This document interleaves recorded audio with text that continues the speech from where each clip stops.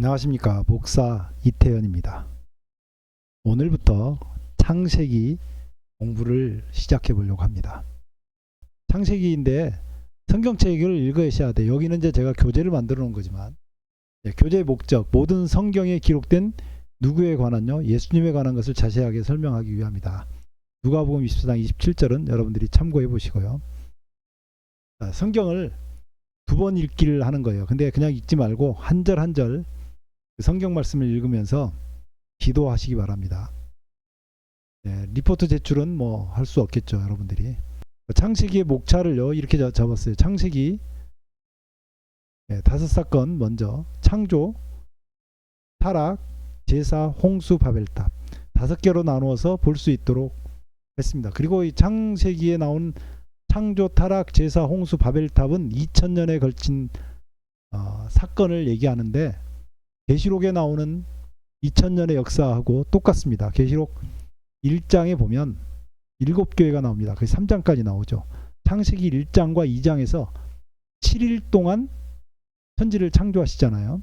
6일 동안 창조하시고 7째 날 안식하심으로 말미암아서 일주일이 7일이 되는데 7교회가 이렇게 등장하는 모습이 똑같이 그렇게 나오는 모습을 볼 수 있어요. 그렇게 해서 여기 바벨탑까지 계시록과 굉장히 잘 맞는 것을 볼 수 있어요.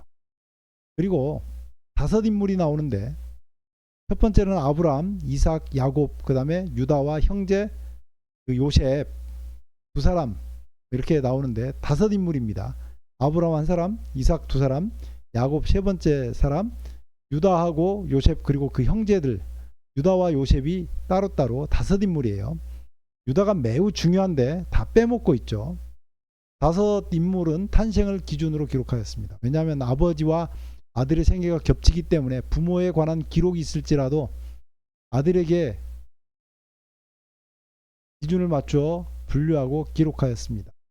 이거는 제가 지금 분류할 때 그렇게 했다는 얘기입니다. 여러분들은 뭐 마음대로 하셔도 되지만 창세기를 이 혹시 자료가 필요하시다 그러면 저한테 개인적으로 댓글로 말씀해 주시기 바랍니다.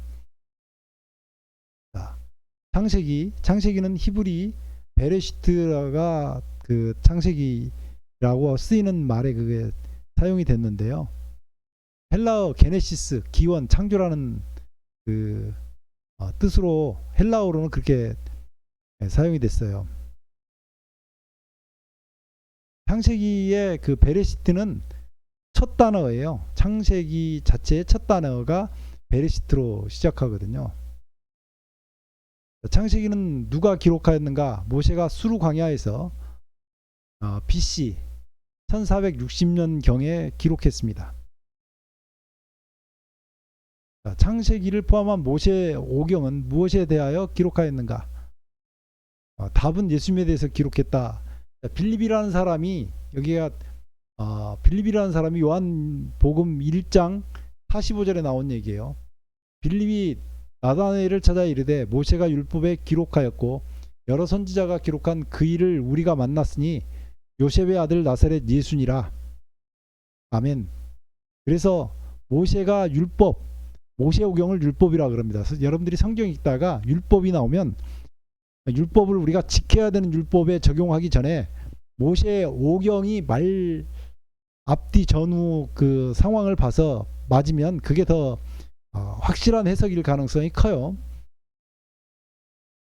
모세가 율법에 기록하였고 여러 선지서에서 기록한 그이가 누구냐? 나사렛 예수라고 말씀한 거예요. 그래서 성경은 예수님에 대해서 기록했습니다. 요한복음 5장 46절에도 모세를 믿었으면 또 나를 믿었으니 이는 그가 내게 대하여 기록하였습니다. 그래서 예수님에 대해서 모세가 기록했다고 얘기하고 있습니다. 하나님의 도우심을 받아 이 사도 바울이 간증한 거예요. 내가 오늘까지 서서 높고 낮은 사람 앞에서 증거하는 것은 선지자들과 모세가 반드시 되리라고 말한 것밖에 없으니 곧 그리스도가 고난을 받으실 것과 죽은 자 가운데 먼저 살아나사 그래서 그리스도가 고난을 받고 죽은 자 십자가죠. 다시 살아나신 건 부활이죠.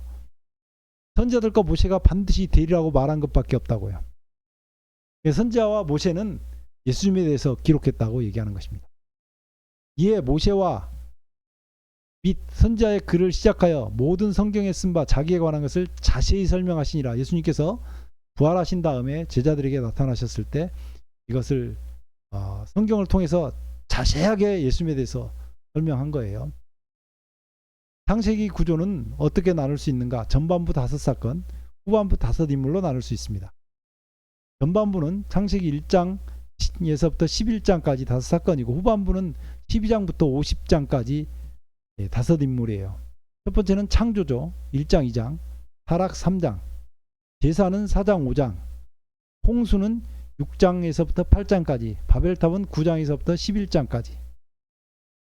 아브라함은 12장부터 25장까지 175세까지 살았고요. 이삭은 21장부터 35장까지, 야곱은 25장부터 45장까지. 그래서 창세기의 내용의 절반 기간 동안에, 그러니까 25장부터 49장까지 굉장히 긴 장 속에 야곱의 생애가 들어 있습니다. 그리고 유다는 창세기 29장에 시작하는데 언제 죽었다는 기록이 없습니다. 요셉은 창세기 30장에서 50장까지 기록이 되어 있어요. 창세기의 주제는 무엇인가? 창세기의 주제는요, 창조, 타락, 구원이 주제이다. 창조했는데 인류가 타락하고 그 구원하시려고 하는 하나님의 섭리가 있었다. 그렇게 얘기하는 것입니다. 그 중심에 그리스도께서 어떻게 인류를 구속하시는지를 보여준다. 태초에 하나님이 천지를 창조하시니라. 그래서 하나님께서 천지를 창조하셨어요. 그래서 사람은 하나님이 먹지 말라 명한 선악을 알게 하는 나무의 실과를 먹고 타락하였습니다. 하나님은 사람의 타락한 상태에서 사람을 구원할 계획을 공포하셨어요. 그게 원복음이죠. 창세기 3장 15절에 있는 말씀이에요. 원복음은 다 외우셔야 됩니다. 구원의 계획은 창세 전에 세워졌습니다. 창조하기 전에, 곧 창세 전에 그리스도 안에서 우리를 택하사 우리로 사랑 안에서 그 앞에 거룩하고 흠이 없게 하시려고, 에베소서 1장 4절에 있는 말씀이죠. 그는 창세로부터 미리 알리신 바 된 자나 이 말세에 너희를 위하여 나타내신 바 되었으니, 베드로전서 1장 20절에도 창세 전에 구원의 계획이 세워졌다고 말씀하고 있습니다. 창세기에 예수 그리스도를 상징하는 세 조상은 누구누구인가? 인류의 조상 아담이 첫 번째, 예수님을 상징하죠. 그 다음에 세상 민족의 조상 노아, 믿음의 조상 아브라함, 이렇게 세 명의 조상들이 있습니다. 지구 역사는 어떻게 2000년씩 구별이 되는가? 자, 이거 중요합니다. 창세기 1장 1절부터 11장까지가 첫 번째 2000년이고요. 창세기 12장부터 예수님 오실 때까지가 2000년이고요. 예수님이 오신 다음에 지금까지가 2000년입니다. 그래서 계시록은 계시록 1장부터 22장까지의 그 내용이 2000년의 대략적인 역사예요. 그걸 예언으로 해놓은 거죠. 자, 창세기 1장 2장입니다.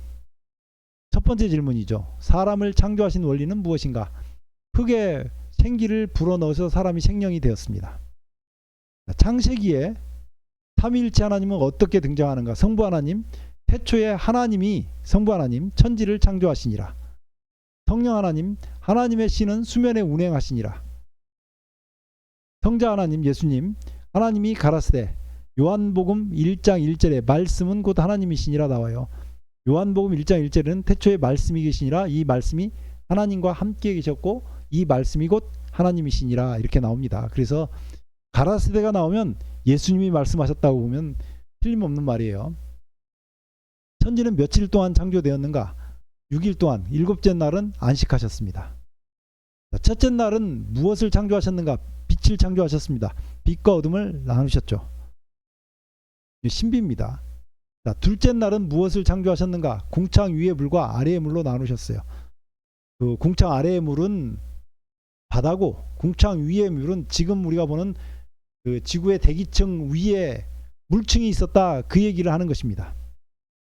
셋째 날은 무엇을 창조하셨는가?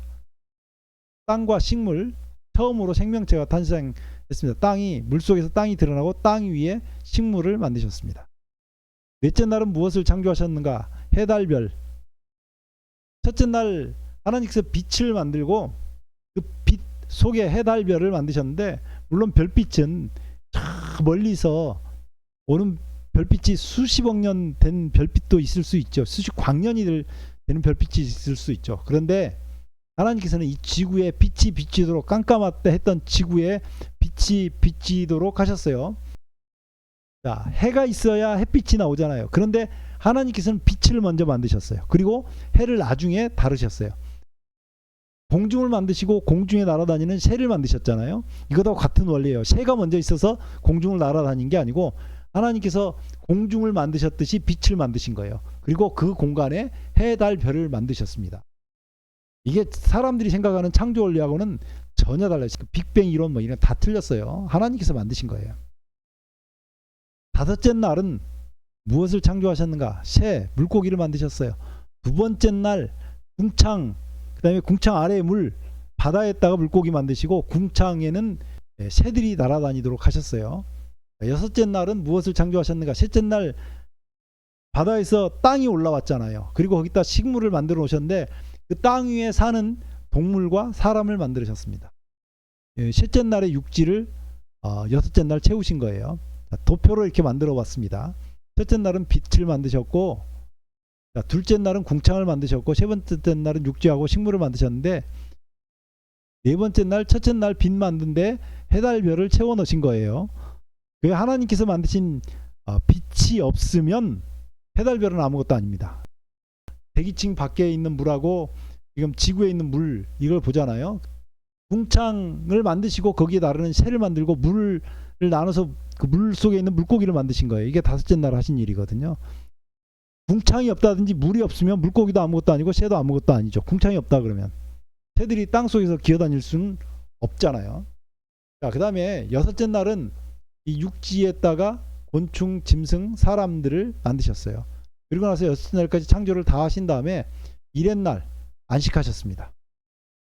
셋째 날 물에서 땅이 올라오며 생명을 창조하신 것은 거듭남과 어떤 관계가 있는가 생각하셔야 돼요.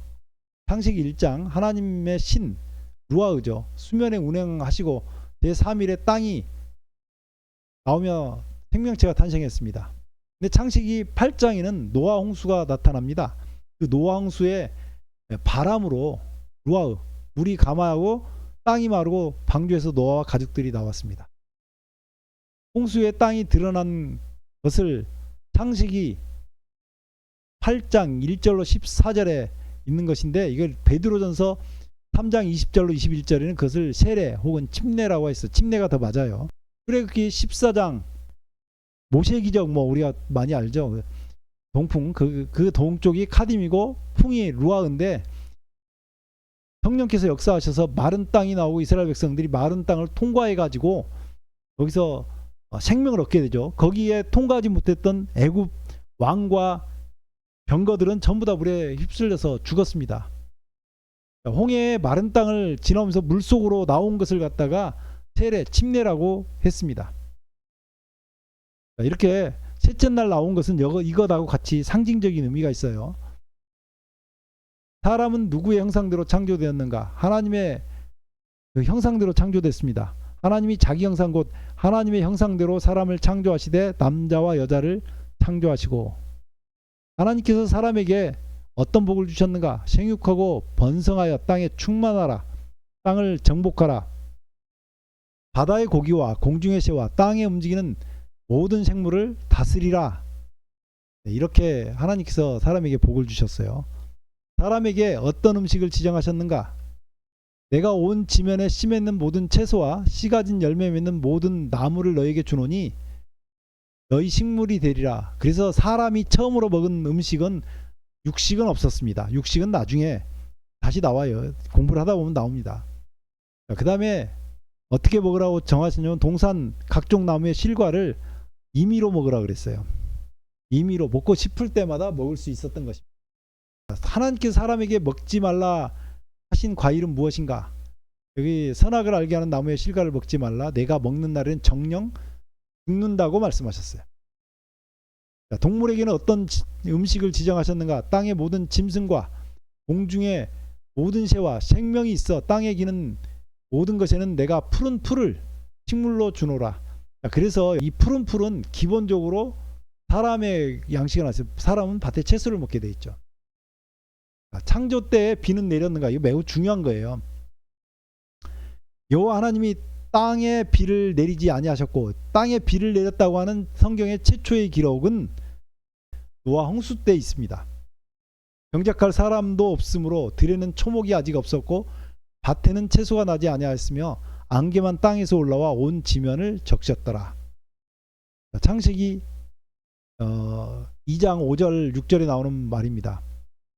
내가 홍수를 땅에 일으켜 창세기 6장 17절에 처음으로 비가 등장합니다.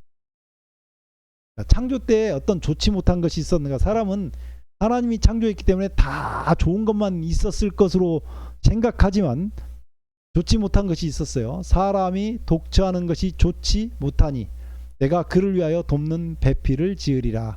하나님께서 배필이 있어야 될 건데 사람이 배필이 있는 게 너무 좋겠다. 이것을 깨닫도록 이렇게 설계하신 것을 볼 수 있어요. 그래서 배필을 지어 주시죠. 하나님이 에덴 동산에 창조하여 두신 나무는 어떤 것들이 있었는가? 이렇게 여호와 하나님이 그 땅에서 보기에 아름답고 먹기에 좋은 나무가 나게 하시니 향기가 전부 다르고 맛이 다른 그런 과일들을 많이 창조하셨습니다. 동산 가운데는 생명나무와 선악을 알게 하는 나무도 있더라. 그러니까 생명나무도 있었고요. 선악을 알게 하는 나무도 있었어요. 이게 왜 필요했는지는 제가 여러 번 설교로 해놨기 때문에 여러분들이 그것은 확인해 보시고요. 에덴 동산의 네 강의 이름 무엇인가? 비손, 기온, hit데겔, 유브라데 이렇게 네 강이 있었어요. 에덴 동산에 세 가지 보물이 있었는데 정금, 베델리엄, 호마노라고 하는 세 가지 보물이 있었습니다. 누가 들짐승과 새 이름을 지었는가? 아담입니다. 아담. 이 이름을 지으면서 둘 쌍씨고는 그 종류를 보면서 돕는 배필이 없음을 깨달았어요. 여자는 어떻게 창조하셨나? 여호와 하나님이 아담에게서 취하신 그 갈빗대로 여자를 만드시고 어떤 분들은 사람에게 남자에게는 갈빗대가 하나 더 부족하다 이렇게 알고 있는데 그러지 않고 살로 그 갈빗대를 대신 채우셨다고 분명하게 성경은 말하고 있습니다. 하와를 본 아담의 반응은 무엇이었는가? 내 뼈 중에 뼈요 살 중에 살이라. 이것을 남자에게서 취하였은즉 여자라 칭하리라. 너무 좋아했다는 표현입니다. 결혼 제도는 누가 만드셨는가? 하나님께서 만드셨어요. 한 남자와 한 여자가 결혼하도록 하셨습니다. 결혼 제도에서 그리스도와 교회의 관계를 설명하라. 하나님이 자기 피로 사신 교회라고 하는 말이 있어요. 남자가 부모를 떠나 그 아내와 연합하여 둘이 한 몸을 이루라고 한 관계에서 에베소 5장에 보면 이 관계가 자세히 설명 나오는데 아내의 순종은 교회가 주님께 순종하듯 순종하라고 하는 것입니다. 남편은 그리스도께서 교회를 위하여 목숨을 주신 같이 목숨을 내놓고 자기 아내를 사랑하라고 얘기한 것입니다.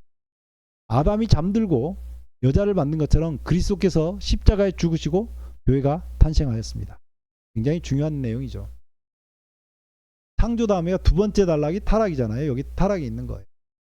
사람을 유혹한 존재는 누구인가? 여호와 하나님의 지으신 들짐승 중에 뱀이 가장 간교하더라. 이 뱀의 존재가 누구인가에 대해서는 계시록 12장 9절에 아주 잘 나와 있습니다. 큰 용이 내어 쫓기니 옛뱀. 옛뱀이라고 하는 것은 창조 때에 이 뱀으로 나왔기 때문에 옛뱀.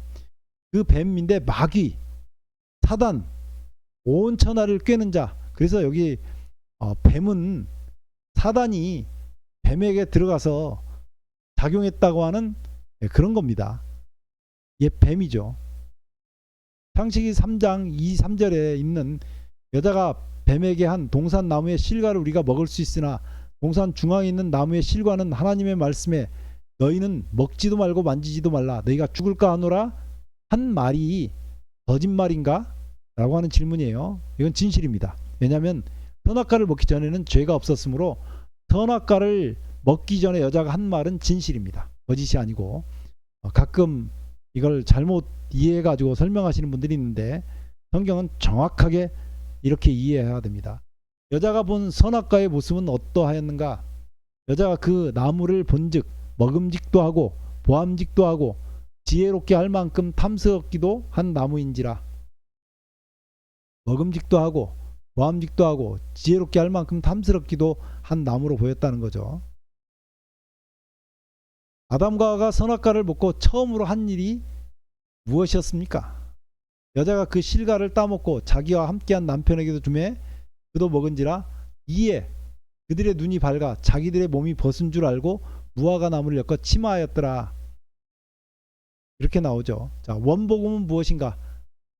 하나님께서 타락한 인류를 찾아오셔서 뱀에게 선언하시고 여자에게 선언하시고 남자에게 선언하시는 그 과정 중에 원복음을 말씀하셔요. 내가 너로 여자와 원수가 되게 하고 너의 후손도 여자의 후손과 원수가 되게 하리니. 여기 잘 보세요. 여자의 후손은 뱀의 머리를 상하게 할 것이요 여자의 후손은 너는 뱀은 여자의 후손의 발꿈치를 상하게 할 것이니라. 그래서 내가 너로 뱀으로 여자와 원수가 되게 하겠다고. 여자는 교회입니다. 이거 왜 교회인지는 다른 부분에서 아주 자세히 설명해 놨으니까 여러분들이 그거는 확인하시고요. 너의 후손도 여자의 후손과 뱀의 후손이 여자의 후손과 예수님과 원수가 되게 한다고 얘기하고 있습니다. 여자의 후손은 내 머리를 상하게 할 것이요 예수님께서 재림하셔서 여자의 후손이 뱀의 머리를 상해서 완전히 사단의 권세를 끝내겠다고 말씀하셨어요. 너는 뱀은 그의 발꿈치를 상하게 할 것이라. 예수님이 초림 때 십자가에 달려 돌아가셨잖아요. 뱀한테 물렸어요. 그런데 3일 만에 부활하셨잖아요. 발꿈치는 쉽게 못하는데 예수님 죽었다가 부활하시면서 이 발꿈치만 상할 것이라는 예수님의 초림 당시에 있었던 이 역사를 이렇게 예언하신 거예요. 창세기 3장 15절은 성경 전체에서 매우 중요한 역사입니다. 그리고 모든 성경의 예언은 창세기 3장 15절을 근거로 해서 예언이 나와요. 성경은 예언서입니다. 제가 예언도 정확하게 풀어드릴 수 있고 이제 막 일어날 일도 제가 정확하게 일어날 일도 말씀드릴 수 있는데 그건 성경에 나온 그대로. 그 모든 예언의 가장 근본적인 예언은 지금 말하는 창세기 3장 15절에 있는 말씀이에요. 이 말씀 반드시 이해하고 알고 가셔야 돼요. 뱀의 후손은 누구인가? 타락한 후 모든 인류를 말합니다.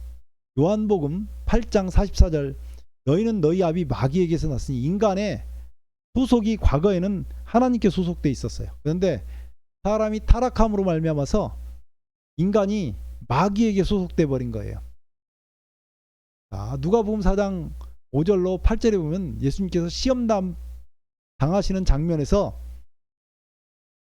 마귀가 예수님을 이끌고 가는 모습을 볼 수 있어요.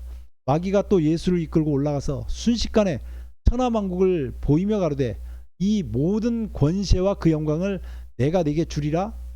이것은 내게 넘겨준 것이므로.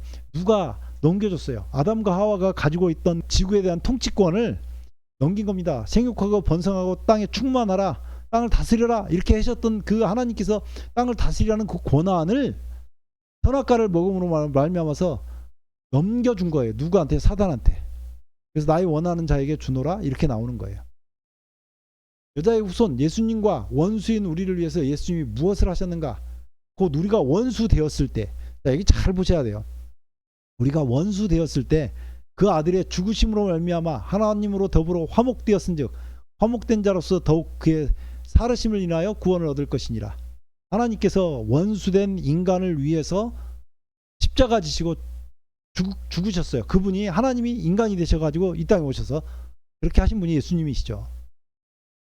타락후 사람에게 내려진 선고는 너는 흑이니 흑으로 돌아갈지니라. 흑이니 흑으로 돌아가라고요. 고린도전서 15장 22절 아담 안에서 모든 사람이 죽은 것 같이 사람이 태어나서 우리는 살아있는 것 같이 보이지만 하나님 보시기에는 아담 안에서 태어난 모든 사람 죽었다고요. 사단에게 속해 있기 때문에 우리는 죽었다라고 얘기한 것입니다. 여자에게는 잉태하는 고통을 더하게 하시고 남자는 종신토록 수고하여 땀을 흘리게 하셨습니다. 타락 후 아담이 지은 여자의 이름은 하와입니다. 하와의 이름의 뜻은 생명입니다. 생명. 아담은 그렇게 이해를 했어요. 이 자기 부인을 통해서 메시아가 온다 그렇게 생각을 했어요. 여자의 후손. 그런데 아담의 아내 하와가 메시아를 탄생한 게 아니고 아들들만 둘 탄생시켰죠. 여자를 통하여 메시아가 온다는 사실을 아담은 알았어요. 근데 이 여자가 교회입니다. 사람이 지은 그 무화과 나무 옷 대신에 하나님께서 또 옷을 지어 입히셨어요. 여호와 하나님이 아담과 그 아내를 위하여 가죽옷을 지어 입히시니라. 가죽옷을 지어 입히셨습니다. 자, 가죽옷은 무슨 가죽일까? 이거 생각해 봐야 돼요. 자, 그리스도를 상징한 양의 가죽이다. 이거는요, 성경을 우리가 잘 보시면 아는데, 갈라디아서 3장 27절에 누구든지 그리스도와 합하여 세례 침례를 받은 자는 그리스도로 옷 입었다고 얘기합니다. 그리스도로 옷 입었기 때문에 사람은 처음부터 하나님께서 짐승을 잡았다고 사람들이 생각하는데, 짐승을 잡은 건 맞지만 짐승 중에서 양이었습니다. 양. 예수님을 상징하는 양 가죽으로 사람을 위해서 옷을 지으신 거예요. 오직 주 예수 그리스도로 옷 입고 정욕을 위하여 육신의 일을 도모하지 말라고 그러죠. 오직 그리스도 예수로 옷 입으라고 말하고 있는 것입니다. 가죽옷에는 어떤 의미가 담겨져 있는가? 양의 죽음을 통하여 세상 죄를 지고 하는 하나님의 어린 양으로서 오실 예수 그리스도를 보여줍니다. 이사야 1장 18절에 있는 말씀이에요. 오라 우리가 서로 변론하자. 사람과 하나님이 변론하면 사람들은 그렇게 생각해요. 하나님 나오십시오, 변론하십시오 합시다. 그럼 하나님은 너무 선하고 거룩하기 때문에 사람이 다 죽는 것 같이 되거든요. 그런데 하나님께서는 사람과 변론할 때에 꼭 갖고 나오는 게 있어요. 그게 뭐냐면 예수님께서 십자가에 흘리신 피입니다. 너희 죄가 주홍같을지라도 눈과 같이 희어질 것이요. 변론하는데 주홍같이 우리 죄가 그게 시뻘걸지라도 눈과 같이 희어진대요. 쥐농같이 붉을지라도 양털같이 되겠다고 말하고 있습니다. 장로 중에 하나가 응답하여 내게 이르되 이 흰옷을 입은 자들이 누구며 또 어디서 왔느냐? 내가 가로되 내 주여 당신이 알리다 하니 그가 나더러 이르되 이는 큰 환난에서 나오는 자들인데 어린 양의 피에 그 옷을 씻어 희게 하였느니라. 예수 그리스도로 옷 입었으면 세상 살 때 더럽혀진 옷은 예수님의 피에 씻어서 깨끗함을 입는 것입니다. 가죽옷은 예수님으로 옷 입는다는 의미고 예수님의 피로 우리가 매일 씻으면서 주님 앞에 나간다는 것을 말씀하고 있어요. 타락한 아담과 하와를 하나님은 어떻게 하셨는가? 여호와 하나님이 에덴 동산에서 그 사람을 내어 보내어 그의 근본된 토지를 갈게 하시니라. 내보내진 것입니다. 제사 이거 매우 중요해요. 창조를 빼면 창세기 전체에서 이보다 더 중요한 내용이 없습니다. 근데 사람들이 이걸 빼먹어요. 왜냐하면 자꾸 사람들은 자기가 노력한 것을 좋아하지 십자가에 초점맞는 것을 좋아하지 않습니다. 우리는 이 십자가를 나타내는 제사를 매우 중요하게 봐야 돼요. 아벨과 가인은 하나님께 무엇으로 제사 드렸는가?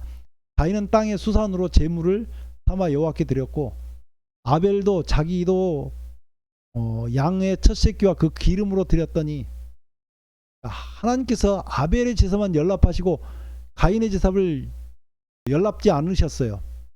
가인은 땅의 수산 양이 없었어요. 아벨은 양의 첫 새끼 예수 그리스도를 상징하기 때문에 이것을 받은 거예요. 우리가 하나님께 나아갈 때 우리의 공로는 하나도 없습니다. 내가 아무리 좋은 것으로 하나님께 드려도 하나님께서 받지 않으셔요. 여러분의 생명을 드려도요 받지 않습니다. 예수님의 생명을 드려야 돼요. 이거 매우 중요한 내용인데 양은 예수 그리스도를 상징하기 때문에 연락하신 것이에요. 예수님이 있으면 연락을 받고 예수님이 없으면 연락을 받지 않아요. 양을 잡아야 죄를 다스릴 수 있습니다. 예수님 없이는 누구도 의인이 될 수 없습니다. 이게 성경에서 창세기서부터 계속 나오는 얘기예요. 가죽옷을 지어 입혔을 때부터 나오는 얘기입니다. 가인이 아벨을 쳐 죽였죠. 두 사람의 이야기를 좀 비교를 해보려고 합니다. 양을 했기 때문에 연락했고 땅의 수산 연락지 않았어요. 근데 하나님께서 말씀하셔요. 내가 분하여 함은 어찌미며 안식이 변함은 어찌미뇨. 내가 선을 행하면, 자, 양을 잡은 사람은 선을 행했어요. 양을 잡지 않는 사람은 선을 행하지 않았어요. 그러면 선을 행하라고 하는 것은 양을 잡으라고 하는 얘기입니다. 내가 선을 행하면 어찌 낯을 들지 못하겠냐, 어찌 연락 안 되겠느냐 라고 하나님께서 말씀하신 거예요. 양 잡으면 연락된다고 얘기하는 거예요. 사람을 차별하지 않고 재물을 차별하신 거예요. 왜냐하면 사람은 하나님께 드릴 제물을 준비를 못 하거든요. 하나님이 준비하신 것이 스스로 제물이 돼 가지고 선을 행치 아니하면 죄가 문에 엎드리니라. 여기 죄가 문에 엎드린다 그러죠. 문인데 그 앞에 이것이 속죄죄라고 번역할 수 있어요. 이 죄가. 그러니까 문 앞에 양이 있다고요. 죄의 소원은 4개 있으나 우리가 모두 다 죄의 소원을 가지고 살고 있어요. 그런데 죄를 어떻게 다 다스립니까? 죄를 다스린다고 얘기하니까 많은 사람들이 죄를 자기가 다스릴 수 있는 걸로 생각하는데 양을 잡아서 제사 지내면 죄를 다스리게 돼요. 선을 행한다고 하는 것은 양을 잡아서 제사하는 것입니다. 만약 양을 잡아서 제사하지 않으면 속죄죄가 문 앞에 기다린다는 의미입니다. 양이 없는 인생은 죄의 소원이 있으니 양을 잡는 선을 행하여 죄를 다스리라고 성경은 말하고 있어요. 가인이 아벨을 어떻게 하였는가? 가인이 그 아우 아벨에게 고하니라. 그 후 그들이 들에 있을 때 가인이 그 아우 아벨을 쳐 죽이니라. 선악과를 먹고 난 후 인류는 서서히 타락한 것이라고 얘기하는 사람들이 가끔 있는데 그렇지 않습니다. 그냥 형편없이 망가져서 생명이 없음을 나타내 그 사람을 쳐 죽인 거죠. 드러냈습니다. 창세기 4장에서 죄를 무엇이라고 얘기합니까? 가인이 여호와 앞에서 떠나나가. 죄는 하나님을 떠나는 것입니다. 가인에게 하나님께서 무엇을 주셨냐면 표를 주셔서 죽음을 면케 하셨습니다. 이거 매우 중요한 내용인데 양이 없는 제사를 드린 가인의 후손의 족보는 몇 장이 나오는가? 창세기 4장 16절로 24절에 나와요. 이 내용이 왜 중요하냐면 양이 없이 그 제사를 드렸던 신앙은 다 있는 거예요. 그런데 예수님이 있느냐 없느냐 이거 매우 중요한 부분이죠. 예수님이 있는 사람과 없는 사람의 구별인데 여기에 가인의 그 후손의 족보가 나오고요. 대비돼서 양의 제사를 드린 셋 아벨 대신 주셨다. 하나님께 양으로 제사를 드린 후손은 4장 25절부터 5장에 걸쳐서 나옵니다. 후손들 중에 더 악의 꽃을 피운 사람도 있고 더 선의 꽃을 피운 사람도 있어요. 그 두 사람을 여기 대비하려고 중요하다고 얘기한 겁니다. 악의 꽃을 피운 사람은 가인 계보로 아담 후 몇 대손인가? 7대손. 가인으로부터는 6대손. 이 부분을 잘 보셔야 돼요. 여기는 가인으로부터는 6대손, 아담으로부터는 7대손이에요. 라멕. 일부 다처제를 시작하였고 기구를 이용하는 전쟁, 두발가인을 그 날카로운 기계를 만들었잖아요. 이때 당시에 그 기계를 가지고 전쟁을 했었고 그 다음에 사람을 살인하고 이렇게 했던 라멕이라는 악의 꽃을 피운 사람이 있었는가 하면 선의 꽃을 피운 사람은 셋의 계보로 아담의 몇 대손이냐면 7대손이에요. 역시 셋으로부터 6대손이에요. 두 개가 이게 비교되죠. 가인으로부터 6대손, 셋으로부터 6대손. 둘 다 아담으로부터는 7대손이죠. 에녹은 65세에 무드셀라를 낳았고 에녹은 65세에 무드셀라를 낳았어요. 자, 무드셀라를 낳은 후 300년을 하나님과 동행하더니 300년을 하나님과 동행하며 자녀를 낳았다고 나와요. 300년을 하나님과 동행했다는 것은 기본으로 양을 잡아서 계속 하나님께 나갔다 그 얘기입니다. 요즘으로 말하면 예수 그리스도를 의지해서 하나님께 나갔다 그런 말이에요. 그가 365세를 향수하더라. 에녹이 하나님과 동행하더니 하나님이 그를 데려가심으로 세상에 있지 아니하더라. 하나님께서 300년 만에 데리고 가셨어요. 동행하면서. 에녹이 하나님과 동행하게 된 까닭은 양을 잡아서 제사 지냈기 때문입니다. 아들이 있는 자에게는 생명이 있고 아들이 없는 자에게는 생명이 없다고 요한 1서 5장 12절에 나오고 있어요. 네 번째 단락 홍수예요. 홍수. 홍수는 옆에다 가로 열고 방주 이렇게 하셔도 됩니다. 창세기 6장에 등장하는 하나님의 아들들은 누구인가? 하나님의 아들들은 바로 그 앞에서 이 앞에 매우 중요하다 그랬는데 양이 없는 제사를 지낸 가인의 후손 사람의 족보가 나오고 양이 있는 제사를 드린 그 셋의 후손들은 하나님의 후손들이에요. 하나님의 아들들. 이걸 엉뚱하게 해석한 사람들인데 그 앞에 나오는 그대로예요. 창세기 6장에 등장하는 하나님의 아들들은 누구인가? 양 있는 제사를 드린 셋의 후손들입니다. 사람의 딸들은 누구인가?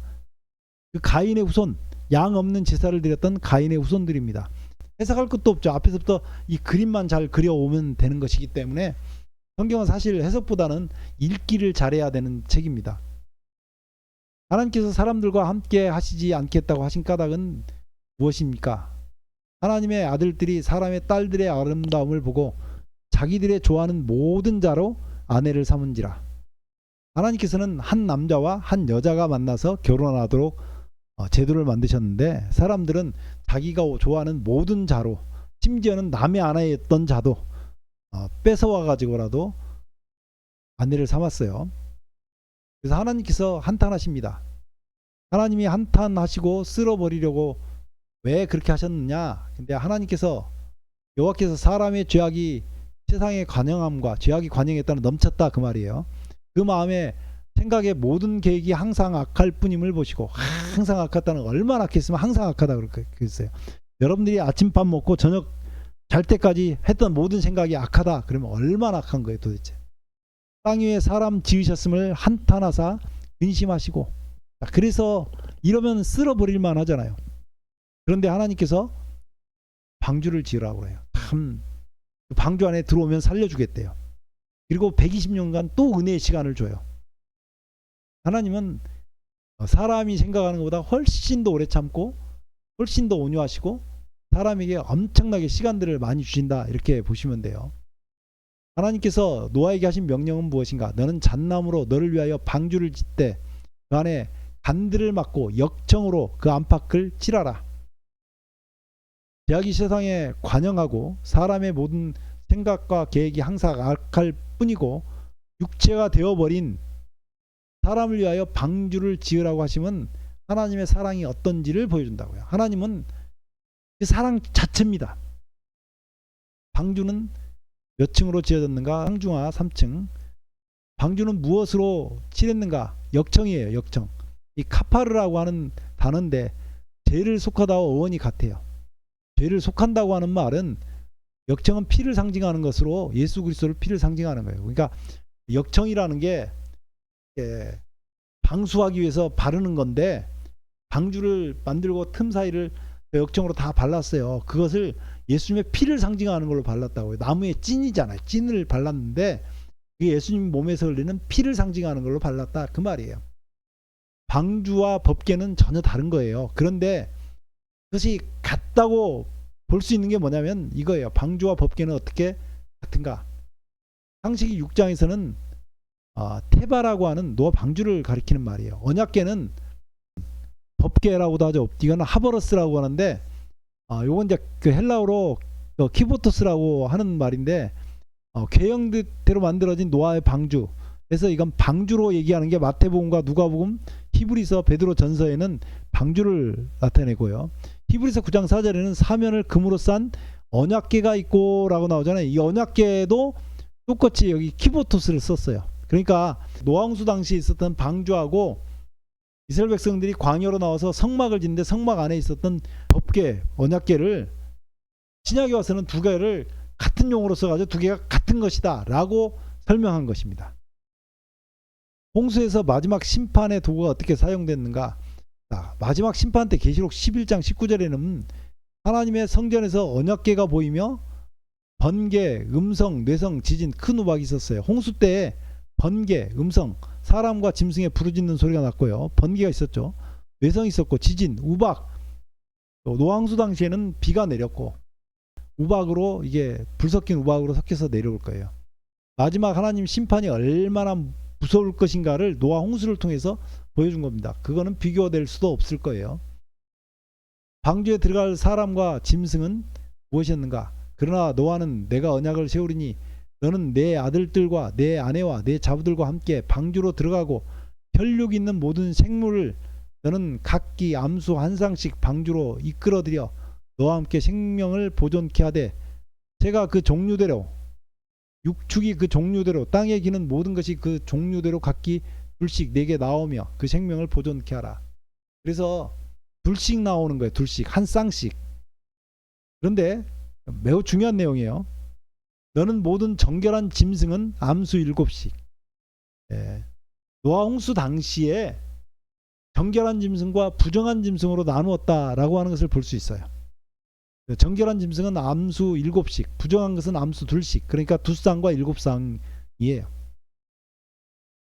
공중의 새도 암수 7씩 취하여 그 씨를 온 지면에 유전케 하라. 방주에 노아 가족 외에 들어갈 사람이 없었는가? 아니요, 누구나 들어갈 수 있었습니다. 그들이 전에 노아의 날 방주 예비를 할 동안에 하나님이 오래 참고 기다리실 때에 순종치 아니하는 자들이라. 방주만 들어가면 돼. 방주에 들어가기만. 그게 순종이에요. 여러분, 순종이라는 말을 굉장히 어려운 것을 하고 여러분들이 할 수 없는 것들을 하라고 하거나 상당히 노력이 필요한 것처럼 설명하는데, 그게 아니라 예수님 안에 있는 것이 순종이라고요. 방주에서 물로 말미암아 구원을 얻은 자가 몇 명뿐이니 겨우 8명이라. 8명입니다. 여호와께서 그를 닫아 넣으시니라. 노아가 사람들에게 같이 들어가자고 전도를 막 하고 돌아가 다니니까 창세기 7장 16절에서 여호와께서 그를 닫아 넣으셨다고 말씀하고 있어요. 예, 영어로는 셔팀인 그래서 표현합니다. 창세기 7장과 8장에 홍수와 관계된 기간들을 알아라. 노아가 600세 2월 10일에 방주에 들어갔어요. 2월 10일에 들어갔어요. 7일 후에 2월 17일에 비가 쏟아졌어요. 이게 일주일 후에 쏟아진 거예요. 홍수가 40일 쏟아졌어요. 그 다음에 물은 150일 땅에 창일했고요. 7월 17일에 방주가 아라랏산에 머물렀습니다.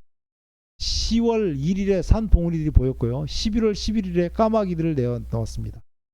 1년이 지났습니다. 601세 1월 1일에 지면에 물이 걷혔어요. 그러니까 얼마나 긴 기간 동안 방주가 땅에 내려오지 못하고 사람들이 방주 안에 있었는지를 알 수 있어요. 2월 27일에 땅이 말랐습니다. 노아의 가족들과 짐승들이 하나님의 명령으로 방주에서 나왔습니다. 1년하고도 17일이 더 걸린 겁니다. 노아가 방주에서 나와 맨 먼저 한 것이 무엇인가? 자, 맨 먼저 여러분들이 생애에서 제일 먼저 해야 될 거 여기서 배우시면 돼요. 하나님께 단을 쌓고 정결한 짐승과 정결한 새로 번제를 드렸더라. 짐승을 잡았다는 건 누구를 상징한다 그랬어요? 예수님을 상징한다고요. 새도 마찬가지예요. 비둘기로 주로 잡아서 제사를 드렸죠. 이게 예수님을 상징합니다. 십자가 없는 예배는 예배가 아닙니다. 8명이 구원을 받았다고 하는 한자로 어떻게 증거되었는가? 배선자는요, 배주자에다가 여덟팔자 입구자에서 8명이 구원받은 것을 나타냅니다. 8명이 구원받은 거죠. 노아와 그의 부인 셈, 함, 야벳과 그의 부인들에서 6명이에요.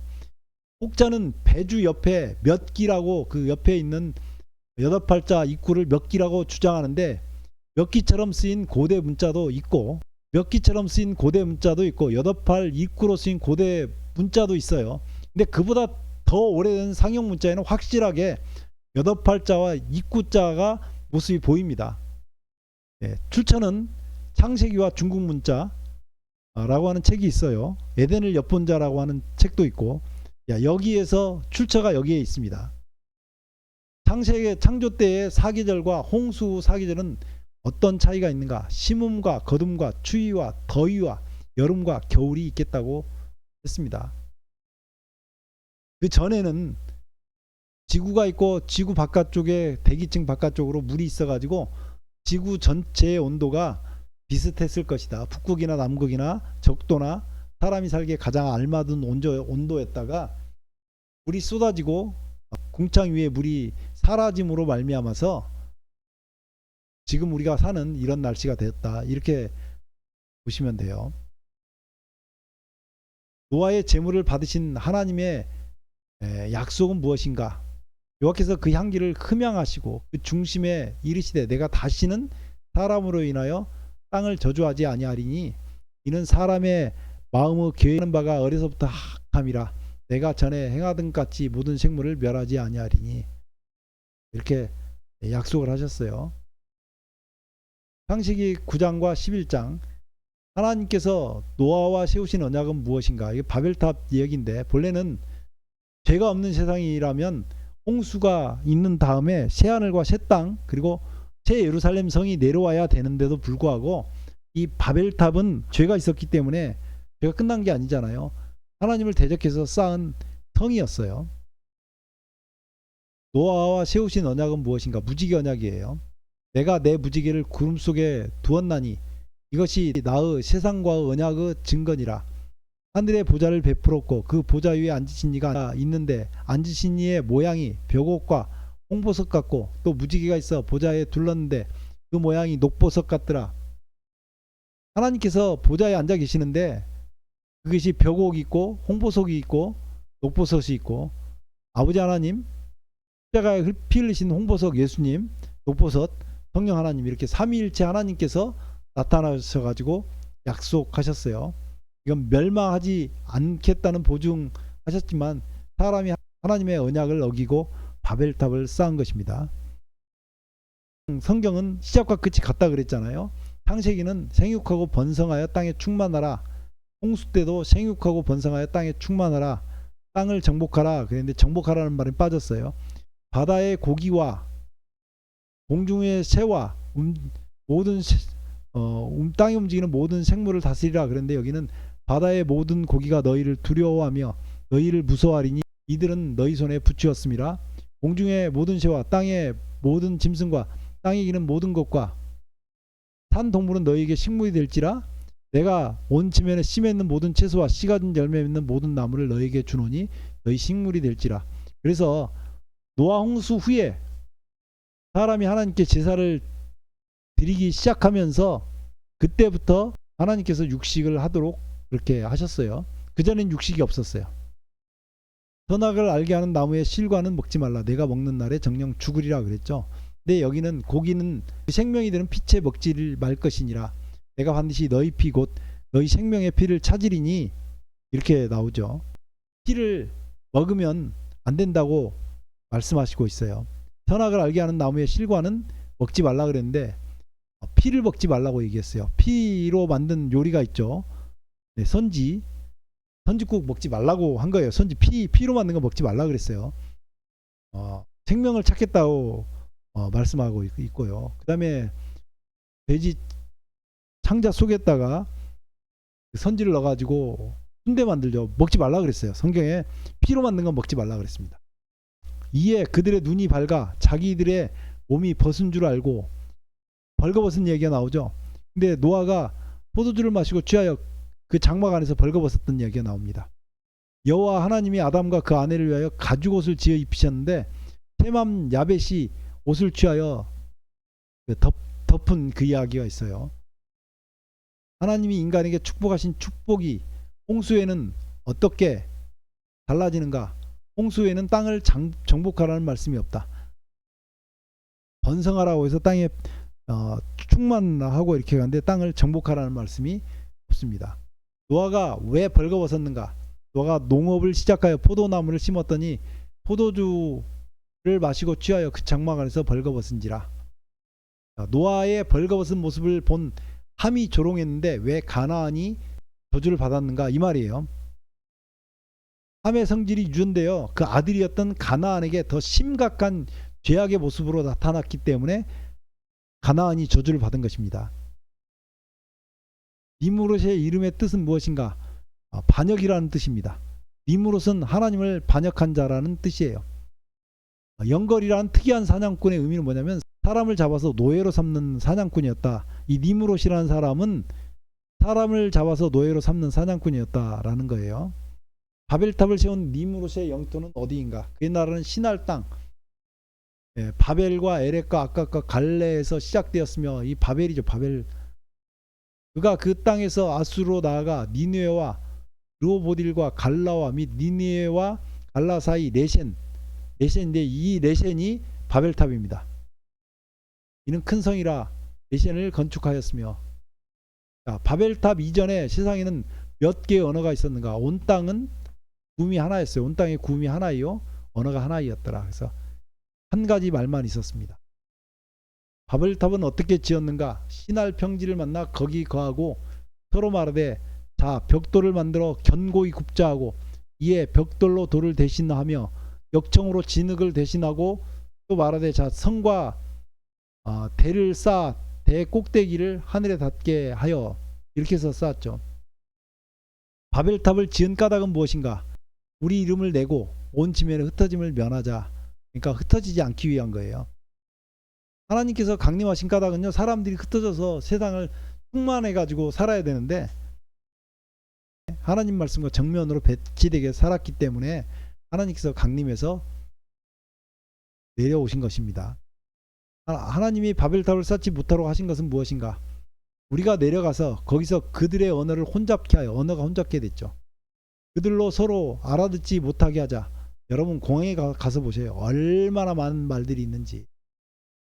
여호와께서 거기서 그들을 온 지면에 흩으신 거로 그들이 성 쌓기를 그쳤더라. 그러므로 그 이름을 바벨이라니, 혼잡이죠, 혼잡. 이는 여호와께서 거기서 온 땅의 언어를 혼잡케 하셨습니다. 여호와께서 거기서 그들을 온 지면에 흩으셨더라. 창세기 10장과 11장의 족보를 비교하라 그랬죠. 10장에 셈과 함과 야벳의 후손의 족보가 나오고요. 11장에는 셈의 족보가 나옵니다. 셈, 예수님의 조상이었죠. 그리고 나서 나온 얘기가 데려가 가나안을 가고자 하였지만 하란에서 죽었다고 나옵니다. 창세기 11장 26절에서 32절에는 아브라함의 이름이 6번 등장합니다. 그리고 창세기 11장이 끝나요. 창세기 12장이 시작되면서 가는데 오늘은 여기까지 보겠습니다. 제가 조금 늦었어요. 원고를 한번 훑어보고 제가 시간이 되는 대로 또 아브라함 이야기, 야곱 이야기들을 이렇게 정리해서 올려드리도록 하겠습니다. 이 말씀을 끝까지 듣는 모든 분들을 올해는 모든 일에 잘되고 강건하기를 주의 이름으로 축원합니다.